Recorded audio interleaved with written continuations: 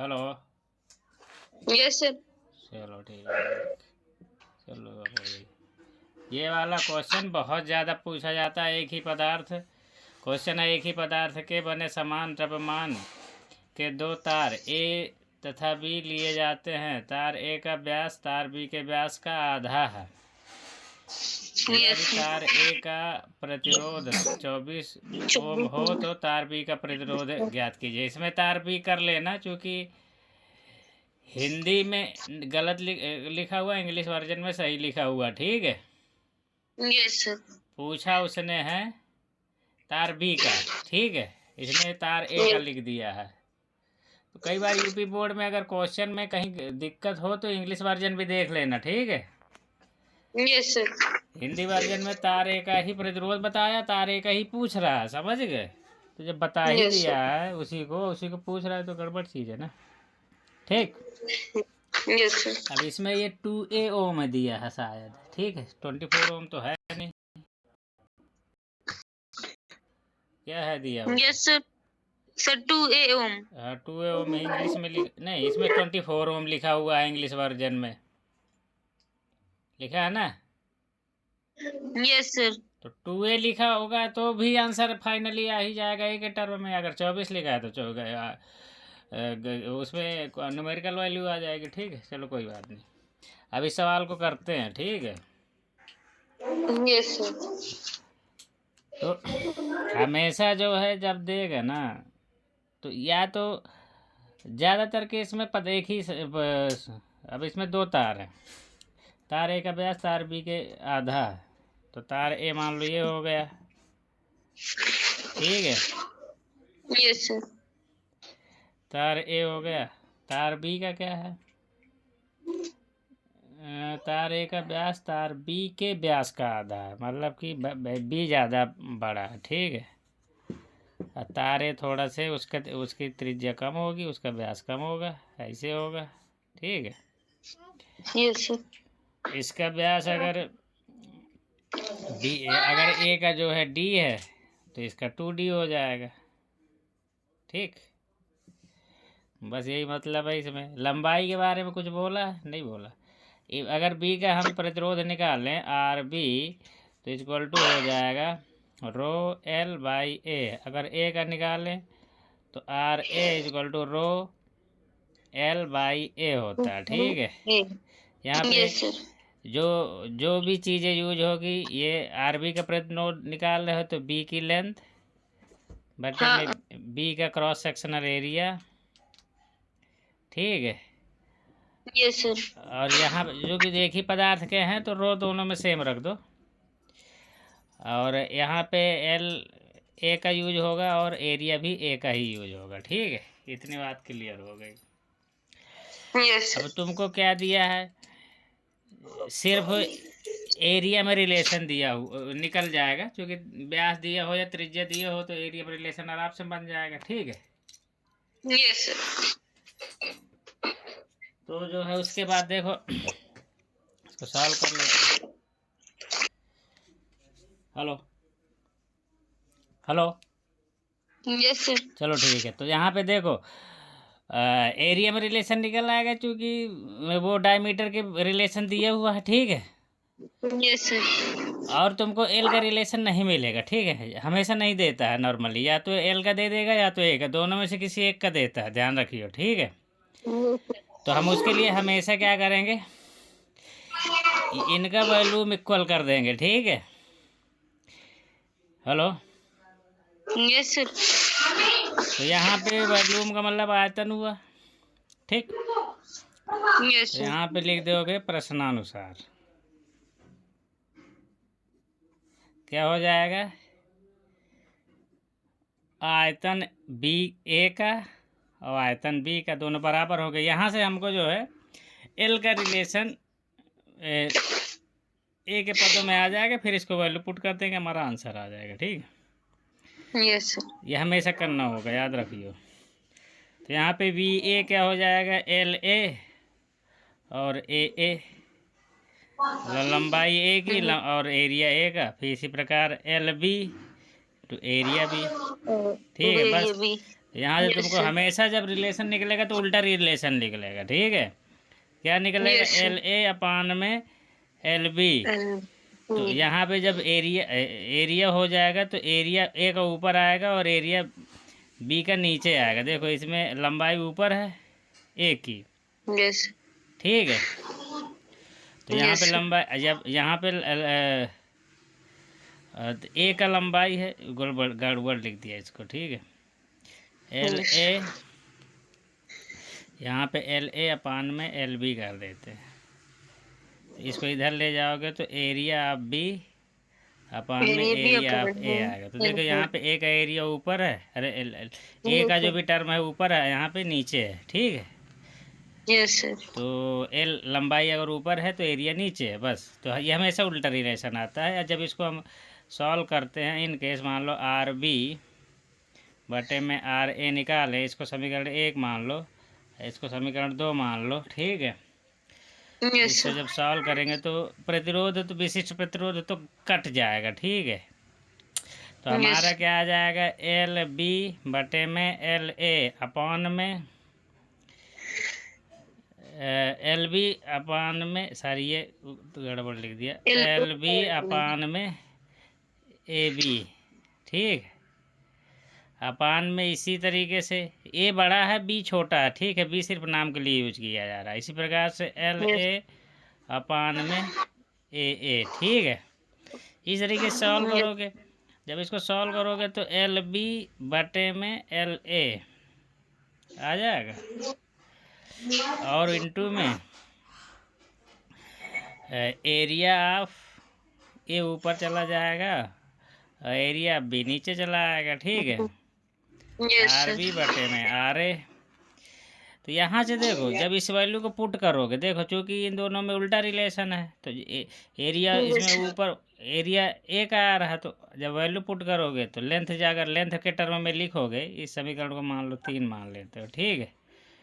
Yes, तो यहाँ से आ जाएगा LB/में LA इंटू में LB/में LB। यहाँ से वैल्यू अगर हम उठा के रख दें AB/में AA की, ठीक है, तो ये रिलेशन Yes, sir. मिलेगा। यहाँ पे Yes, लिखना हो, लिख देना समीकरण 3 से, ठीक है, या संबंध 3 से, ठीक है। yes, ये sir. वाला कैसे मिला है? ये मिला है हमारा समीकरण 1 तथा 2 से, ठीक है। Yes, sir. कई बार ये अगर परीक्षा में लिखते समय तुम भूल जाओ कि भाई चलो यहाँ, कुछ लोग स्टार्टिंग में ही लिख देते हैं, तो इधर ब्रैकेट लगा के लिख दो। जैसे डिटर्मिनेंट्स वगैरह सॉल्व करते हो तो सारी क्या किए हो सब दाहिनी साइड में तो लिखते हो ब्रैकेट लगा के। Yes, yes, sir. तो बस उसको पता हो, बस पता चल जाए कि तुमने किया क्या है, ठीक है। कई बार एग्जाम चेक करने वालों को पता नहीं चलता ना कॉपी है कि कर क्या दिए हो, फिर वो इरिटेट होता है। इरिटेट होगा तो नंबर काटेगा, ठीक है। Yes, sir. चलो देखो, कॉपी जो चेक करता है वो थोड़ा सा रुतबे में रहता है, समझ गए। उसको थोड़ी सी भी दिक्कत होगी तो सोचेगा कि जैसे कोई भी आदमी आता है, बड़ा आदमी, अधिकारी, इन्वेस्टिगेशन Yes, sir. करने, तो चाहे गलत करे चाहे सही करे, उसको हाँ उसको स्वागत पानी अच्छे से करना होता। तो यहाँ भी तुमको करना, ये वही बात यहाँ पर होती है, ठीक है। थोड़ा सा Yes, उसका sir. मूड ऑफ हुआ, काट के आगे निकल लेगा, समझ गए। थोड़ा से चीज़ें क्लियर है, खुश होकर नंबर दे देगा, उसमें भी और कहा उसमें भी दे दे, जिसमें नहीं भी देने लायक, ठीक है। Yes, sir. Hello. Yes, sir. तो यहाँ से तुम्हारा ये जब इसकी वैल्यू को पुट करोगे तो LB/में LA का होल स्क्वायर आ गया कि नहीं आ गया? Yes, sir. तो आ रहे। तो यही रिलेशन तुम याद रखना, ठीक है, ठीक। Yes, ये sir. ऑब्जेक्टिव में भी पूछा जाता है ये। इसी को अगर हम यहाँ पे क्या करते, अगर एरिया का वैल्यू नहीं डालते, यहाँ से अगर लेंथ का एरिया डाल दिए होते समीकरण 3 से, तो हमारा क्या रिलेशन मिलता? RB/में RA इक्वल टू, फिर RA ऊपर जाता, ठीक है। Yes, sir. सॉरी RA नहीं, वो AA और AB, ठीक है, Yes, sir. ऊपर चला जाता, ठीक है। यहाँ पे कुछ छूटा नहीं छूटा, ठीक है। तो एक रिलेशन ये मिलता है, ठीक। ये Yes. ध्यान रखना। लेंथ कम में जो भी रिलेशन होगा एरिया का जस्ट रिवर्स होता है, ठीक है। अब ऐसे भी किसी तार की लंबाई बढ़ाओगे तो प्रतिरोध बढ़ता है, ठीक है। तो ये Yes, sir. स्क्वायर में रिलेशन आता है, हमेशा इतना ही पूछता है, ठीक है। कभी भी आज तक उसने अलग अलग पदार्थों के तार नहीं लिए, ठीक है। अगर ले भी लेगा तो बता दे रहा हूँ जानकारी के लिए, मैथमेटिक्स अगर आती है तो कर लोगे, ठीक है। यहाँ पे Yes, क्या sir. करने पड़ेगा फिर, जो प्रतिरोध दोनों जगह में रो और रो लिखा है ना, Yes, sir. तो इसको रो बी और रो ए कर दो। इनका भी नाम देना पड़ेगा फिर, क्योंकि दोनों सेम तो है नहीं, ठीक है। Yes, sir. तो हर जगह यहाँ पे भी फिर रो बी बटे में रो ए आएगा, यहाँ भी रो बी बटे रो ए आएगा, फिर रो बी बटे रो यहाँ भी आएगा, यहाँ भी आएगा रो बी बटे रो ए। तो उसकी कुछ ना कुछ रो बी और रो ए में रिलेशन देगा, कि मान लो कह देगा कि बी का रो ए के रो का 3 गुना है, समझ गए। तो उसी तरीके से कर लेना, Yes, sir. वैल्यू पुट कर देना, नहीं आ जाएगा। Yes, sir. आ जाएगा। हाँ, तो इसमें टोटल 3 वेरिएबल है, 3 से ज़्यादा थोड़ी, 4 तीन ही चीज़ों को चेंज करेगा। जब करेगा चौथी चेंज को चेंज कर ही नहीं सकता कभी, तो उससे ज़्यादा बड़ा सवाल भी नहीं बन सकता, ठीक है। Yes, sir. तो इतना ही सवाल बनेगा, इतना आ गई बात समझ में। अब यहाँ पे वैल्यू Yes, पुट sir. कर दोगे, आंसर आ जाएगा। आर ए की वैल्यू कितना दिया है, 24 एम्पियर दिया, वो ओम दिया हुआ, इसी Yes, में sir. पुट कर दो। अच्छा हाँ, अभी तो ए में रिलेशन निकालना है। देखो ये तो मेन बात थी। अब तुम जो है जैसे जो गिवन कंडीशन में यहीं पे सॉल्व कर दो, कि अगले पेज में जाऊँ। चलो अगले पेज में चला जाता हूँ। ये रटा रटा आया, ठीक है। कई बार ऑब्जेक्टिव में पूछ देता है तो इतना रट लो, ठीक है। ये फार्मूले, Yes.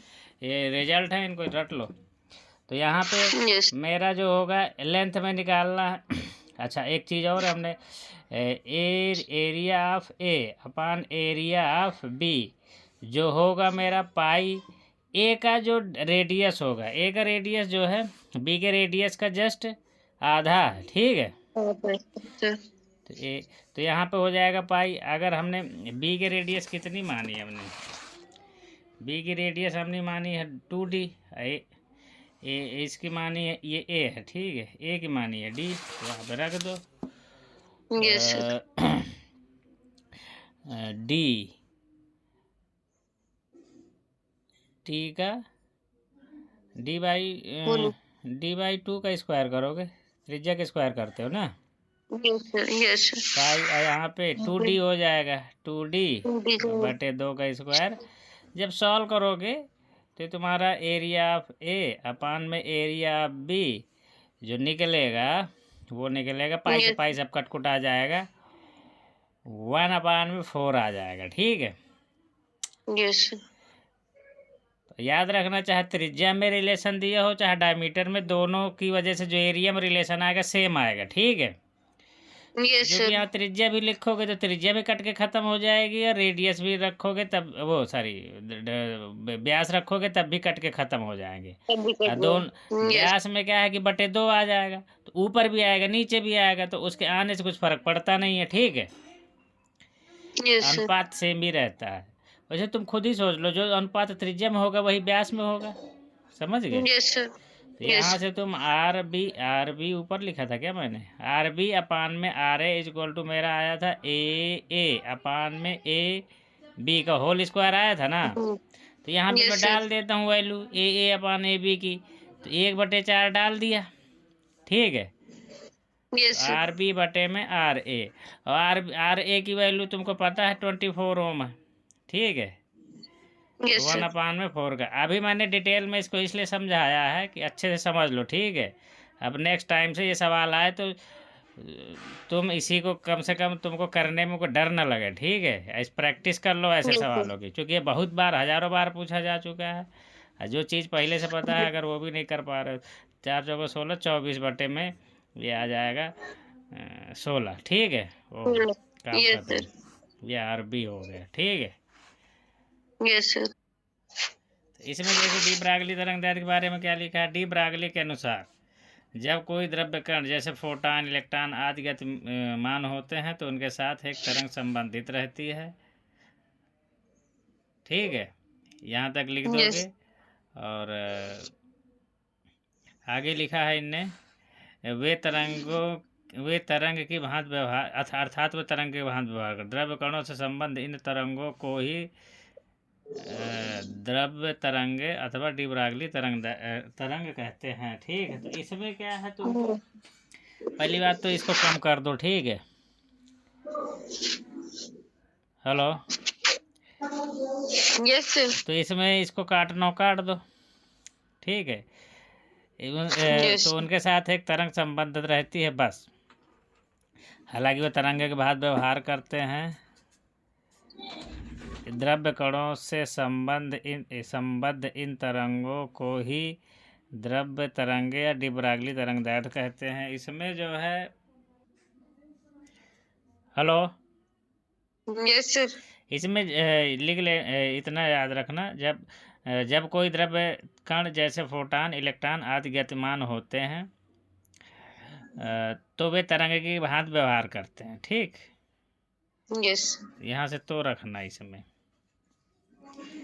बस। द्रव्य कणों से संबद्ध इन तरंगों को ही द्रव्य तरंगे या डिब्रागली तरंगे कहते हैं। ठीक है, इन तरंगों की तरंगदैर्ध्य डिब्रागली तरंगदैर्ध्य कहलाती है। तो आई सिंपली ये दिया हुआ। ठीक है, हालांकि यस यहाँ सर। पे तुमको यहाँ पे ये चीज़ें लिखने की ज़रूरत नहीं है। द्रव्य कण से संबंधित तरंगदैर्ध्य लैम्डा बराबर h/mv, ये वाला पॉइंट रखना पड़ेगा। समझ गए? ये वाले पॉइंट यस नहीं सर। रखने हैं, ये वाले तो तब कर रखने हैं जब इसके बारे में पूछा जाए। ठीक है, यस सर। डायरेक्ट लिख लेना है गतिमान कण से संबद्ध तरंगदैर्ध्य लैम्डा बराबर h/mv, जहाँ पे h प्लांक नियतांक है, m कण का द्रव्यमान है और v वेग है कण का। Yes sir. ठीक है, तो इतनी बात यस सर। लिखनी है। ठीक है, अरे यार चलो ठीक। तो सबसे पहले क्या करना है, पहली बात तो ये वाला एक रिलेशन लिख लेना है, और उसमें थोड़ा से 2 लाइन लिखनी पड़ेगी कि माना कोई फोटान है जिसका अगर कोई कोई फोटान है, अगर फोटान क्या पार्टिकल, यस सर। माना कोई कण है, इसमें लिखा होगा तुम्हारे। ठीक है, तो ये यहाँ पे लिख देना आइंस्टीन, यहाँ पे कुछ नहीं लिखने ना, आइंस्टीन के द्रव्यमान ऊर्जा संबंध के अनुसार। ठीक है, आइंस्टीन के समीकरण के अनुसार। ठीक है, ई बराबर यस एम सर। सी स्क्वायर होगा, और ई जो होता है वो एस सी बाई लेमडा लिख सकते हैं। यहाँ पे दिखा देना, क्योंकि ई बराबर में एच सी बाई लेमडा। ठीक है, तो yes sir. S C by lambda यहाँ पे पुट कर दोगे, फिर पी बराबर एम सी द्रव्यमान गुणे वेग। कोई भी फोटॉन होगा तो उसका जो वेग होता है प्रकाश की चाल के बराबर होता है, इसलिए इतना लिख दिया। इसके बाद क्या करेंगे, हमको चाहिए क्या, हमको चाहिए लैम्डा इक्वल टू h/p। तो अगर मैं p को इधर ले आऊँ तो लैम्डा और p दोनों एक साथ हैं, कहने का मतलब। तो उस तरीके से करूँगा, मेरे पास यहाँ पे लैम्डा है और p है। अगर मैं इस समीकरण में इस वाले समीकरण 2 को भाग दे दूँगा तो लैम्डा p दोनों एक साथ आ जाएंगे। बस मुझे यही करना, इसी वजह से मैंने इसको भाग दे दिया। समीकरण 1 में 2 का भाग दे दूंगा, कट जाएगा, एस अपन में लैम्डा पी नीचे आ जाएगा, ऊपर में सी, इधर दाहिने साइड में केवल सी बचेगा, सी से सी कट गया, तो लैम्डा बराबर एच बाई पी अपने आप आ जाएगा। अब यहाँ से ये वाला रिलेशन जैसे ही आ गया, कुछ लोग इतने ही दिखाते हैं। ठीक है, इसके बाद कभी कभी पूछेगा कि ये वाले सूत्र की व्युत्पत्ति कीजिए, लैम्डा इक्वल टू h/mv की। खैर ठीक है, या पी की, ये भी पूछ सकता है, ये भी पूछ सकता है, या कहेगा गतिज ऊर्जा के पदों में निकालिए। तो गतिज ऊर्जा के पदों में अगर ये वेग है तो वेग और गतिज ऊर्जा का संबंध ये होता है, यहाँ से क्या है, वेग का मान गतिज ऊर्जा के पदों में निकाल लेना और यहाँ पे रख देना। वेग का मान गतिज ऊर्जा के पदों में ये होता है, ये कई जगहों पे यूज हुआ है। ठीक है, इस वैल्यू को यहाँ पे पुट कर दोगे तो m से m कट के अंडर रूट टू के m आ गया। ठीक है, ये अच्छा रिलेशन है, इस पर सवाल पूछता भी है हमेशा। ठीक है, ये क्वेश्चन तुम्हारा हो गया, इसको कर भी लेना, पूरी पूरी मैथमेटिक्स है। ठीक है, इसमें कुछ ज़्यादा प्लस माइनस नहीं है।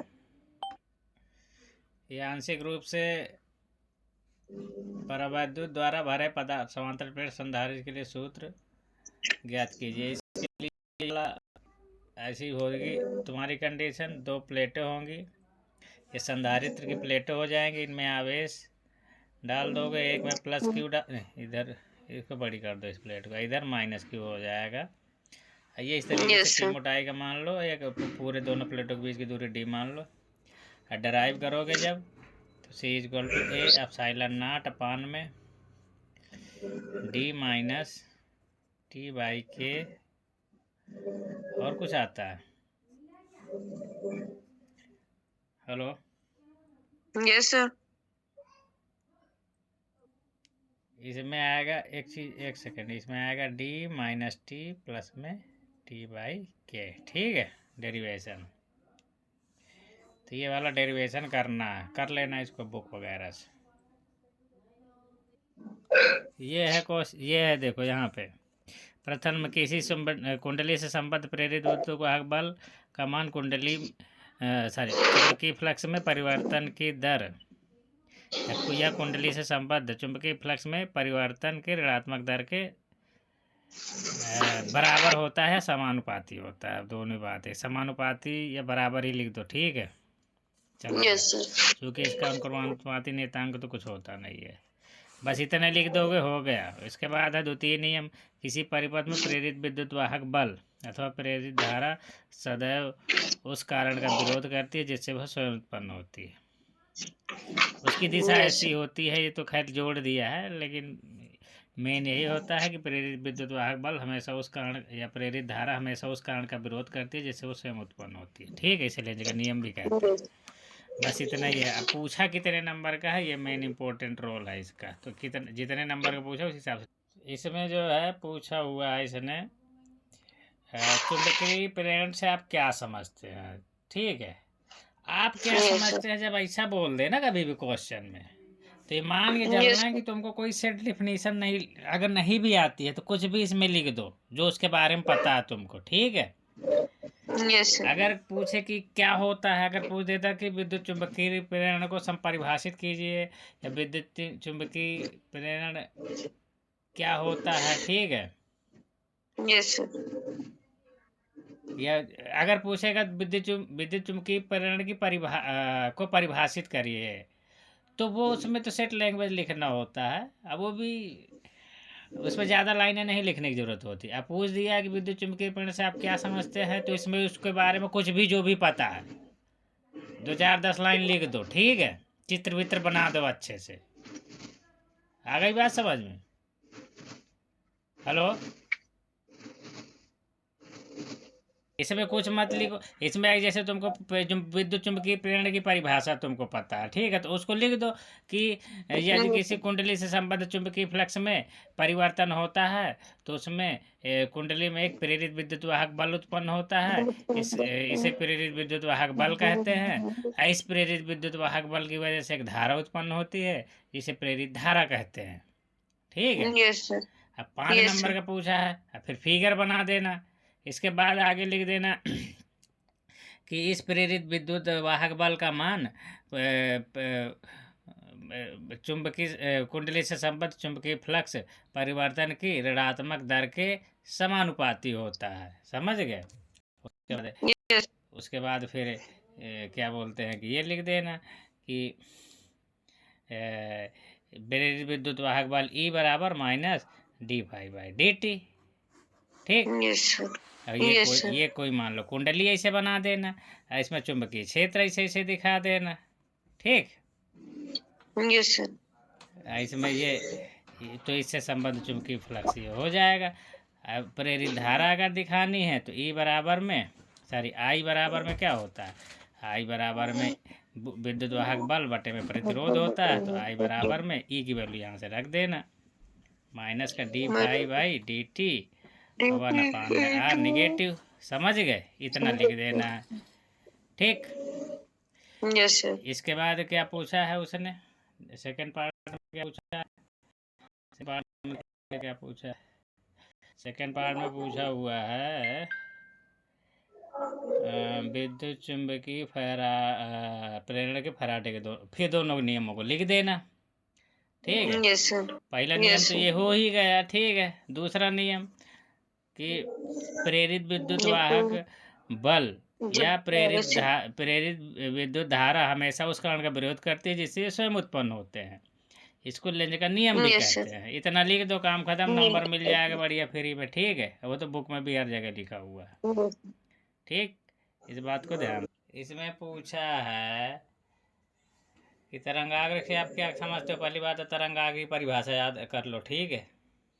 Hello, Yes, sir. तरंगाग्र, ये देखो, किसी माध्यम में समान कला की स्थिति में रहने वाले कोणों को स्पर्श करने वाली काल्पनिक सतह को तरंगाग्र कहते हैं। समझ में आई बात? Yes, sir.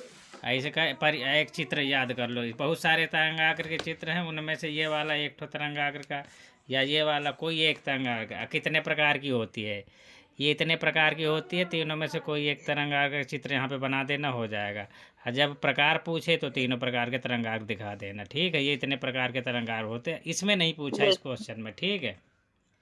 पहली बात तो। Yes, दूसरी sir. बात, तुमसे पूछा उसने कि हाइगेंस के तरंग सिद्धांत का परावर्तन, इसमें साइन का टर्म ही नहीं आएगा, पहली बात तो, ठीक है। तो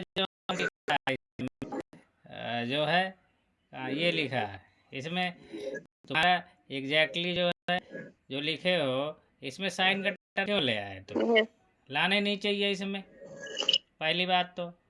अब आर का टर्म नहीं, ये परावर्तन का नियम है ना, तो आई इक्वल टू आर आएगा, एंगल आपतन कोण इक्वल टू परावर्तन कोण आएगा, ठीक है, हमेशा। Yes, sir. क्योंकि आपतन कोण परावर्तन कोण दोनों बराबर होते हैं। यहाँ पे जैसे तुम चाल बराबर दूरी गुणे समय, तो चाल तो ठीक है, v1 गुणे टी हो जाएगा, यहीं से ख़त्म कर देना चाहिए था इसी को, समीकरण नंबर। चाल बराबर दूरी गुणे समय, ये क्या लिखे हो तुम? v1 चाल होती है क्या, दूरी होती है क्या? इसको फिर से डेरिवेशन करके भेजो, ठीक है। इसमें करना क्या है, देखो, अब कोई भी किरण आएगी, तरंगाग्र आएगा, ऐसे आएगा, फिर ऐसे आएगा, ठीक है, ये आया। Yes, sir. और अब आके ये वाला तरंगाग्र आगे जाएगा, फिर इसमें अविलंब डालो, ये आपतन कोण हो गया आई, जितना आपतन कोण होगा वही परावर्तन कोण होगा। अब इसमें थोड़ा सा दिक्कत जाएगी, क्योंकि तरंगाग्र हमने उसी टाइप का बना लिया है, तो थोड़ा से फिगर क्लियर होना चाहिए, ठीक है। तो मैं फिर से बना देता हूँ इसको, देखो, रुक जा। यहाँ पे ये बनाया, ऐसा करना तुम, सबसे पहले बनाना एक ठो अभिलंब, ठीक है, फिर आपतन कोण के लिए बना देना, ठीक है। फिर पर जितने में आपतन कोण होगा अंदाजे से उतना ही परावर्तन कोण बना देना, ठीक है। इतना तो बना ही दोगे, ठीक। इसके बाद जो है इसकी जो तरंगाग्र होगी, तरंगाग्र आएगी ऐसे, ठीक है। तरंगाग्र आने के बाद तरंगाग्र का ये दोनों थोड़ा से, देखो ये 90 डिग्री का बन रहा है ना, तो 90 डिग्री का बनेगा तो थोड़ा सी दिक्कत होगी फिगर को एडजस्ट करने में, ठीक है। हेलो, तो आपतन कोण का इस तरीके से ले लो, आपतित किरण जो है इसमें, इसको ऐसे करना कि थोड़ा सा 45 डिग्री से बड़ा कोण बनाना आपतन का, ठीक है। Yes, sir. तो उससे क्या होगा, 45 का मतलब जानते हो ना, दोनों से इधर वाले के ज़्यादा करीब बनाना, ठीक है। फिर तो जब आपतन कोण इधर से जितना बनाओगे, परावर्तन कोण भी उतना ही फिर उसी हिसाब से बनाओगे, ठीक है। Yes, sir. तो ऐसे जाएगा, ये परावर्तन कोण हो जाएगा, ठीक है। फिर इससे इस वाली से एक ऐसे लंबवत लाइन डालोगे ऐसे, ठीक है, इस वाली। Yes, sir. और फिर ये तरंगाग्र हो जाएगा तुम्हारा, तो फिर फिगर को ज़्यादा मिटाना नहीं पड़ेगा, एक ही बार में बन जाएगा। ये मेरा ये तरंगाग्र यहाँ गई, और यहाँ से जाने के बाद फिर से वही कहानी होगी, जिस कोण पे ये आपतित होगी, ये वाली किरण, ठीक है, Yes, sir. इसी कोण पे ये परावर्तित हो जाएगी, ठीक है। Yes. तो अब यहाँ पे क्या हो गया, ये तुम्हारा काम खत्म, ये तरंगाग्र जाएगी। तरंगाग्र क्या होती है, इसके 90 जस्ट इसके 90 डिग्री पे होती है, ये वाली लाइन, ठीक है। तो तरंगाग्र की लाइन हो जाएगी। यहाँ पे ये आपतन कोण होगा, और ये हमारा ये वाला जो कोण होगा, ये वाला, ये परावर्तन कोण होगा, ठीक है। यहाँ पे ये वाला आपतन कोण होगा, ठीक है। और यहाँ पे देखेंगे तो ये वाला परावर्तन कोण होगा। मैं यहाँ पे इसको नहीं बनाना, अगर नहीं बनाना मत बनाओ, थोड़ा से 3 लाइनें हैं तो कॉम्प्लिकेटेड हो जाएगा समझने में, ठीक है। यहाँ पे हमको सिर्फ ये दिखाना है कि आपतन कोण परावर्तन कोण के बराबर होता, बस ये दिखाना होता, ठीक है। Yes, sir. तो देखो ये आपतन, ये परावर्तन कोण है, ये आपतन कोण है, ये वाला क्या कोण कितना होगा? Hello hello. Yes, sir. तो देखो यहाँ से जैसे ये तरंग आकर गई, यहाँ से जितनी ये वाली इतनी देर में कितनी दूरी तय करेगी इसी माध्यम में, माध्यम तो हमारा यही है। तो इस माध्यम, Yes, तो माध्यम में, इस माध्यम में अगर प्रकाश के चाल v है तो v इंटू टी हो जाएगा कि नहीं हो जाएगा? yes, sir. ये वाली दूरी अगर टी टाइम में यहाँ से यहाँ तक आने में लगता है, ठीक है। इसका नाम देना हो दो, इसका नाम दे दो, इसका ए दिया हुआ है इस और ये हो जाएगा ए, ये हो जाएगा बी, ये हो जाएगा ए डैश, बी डैश तो यहीं पे ही रहेगा। खैर चलो ठीक है। ये वाला, एक सेकेंड, तुम्हारे यहाँ, तो यहाँ से क्या है कि देखो यहाँ से जितनी देर में यहाँ पहुँचेगी, कितना, अगर टी टाइम में पहुँचा है तो दूरी कितनी हो जाएगी? ये वी टी हो जाएगी, चाल गुणे समय, ठीक है। Yes, sir. तो जितना बड़ा ये लंबाई होगी उतने का यहाँ से चाप लेंगे, ये सब लिख देना है, यहाँ पे ऐसे काट Yes. देंगे, ठीक है। जैसे ही काटेंगे तो इस वाले को अंदाजे से इतनी लंबाई का यहाँ पे ऐसे चाप लगा देना और इसको इससे मिला देंगे, ठीक है। मिला देंगे तो ये जब किसी भी चाप से स्पर्शी ये वाली खींचते हैं तो हमेशा 90 डिग्री की होती है, ठीक है। Yes, हालांकि sir. पहले चाप लगाते हैं फिर इसमें स्पर्शी डालते हैं तब जाके इसको उससे मिलाते हैं, नियम तो यही है। लेकिन तुम बना देना, यहाँ पे कोई पता थोड़ी कर रहा है कि कैसे तुम बनाए इसको। अब यहाँ पे देखो हमको, हमारा मेन मकसद ये है कि सिद्ध करना आई इक्वल टू आर के। तो तुमको मेन सिद्ध करना है कि ये दोनों त्रिभुज, ये वाला क्या हो जाएगा मेरा ए बी, ये ए डैश हो जाएगा। तो ए डैश, जो ए बी डैश बी है, ए डैश बी है, दोनों सर्वांग सम त्रिभुज होंगे, ये सिद्ध करना है हमें, ठीक है। जब ये सिद्ध हो जाएंगे तो आई इक्वल टू आर अपने आप सिद्ध हो जाता है, ठीक है। Yes. तो यहाँ पे देखो ये वाला कोण आई है, ये वाला कोण आई होगा, ये आर होगा, तो ये वाला कोण कितना होगा ये मेरे को वो अपने आप सिद्ध हो जाएगा, ठीक है भाई।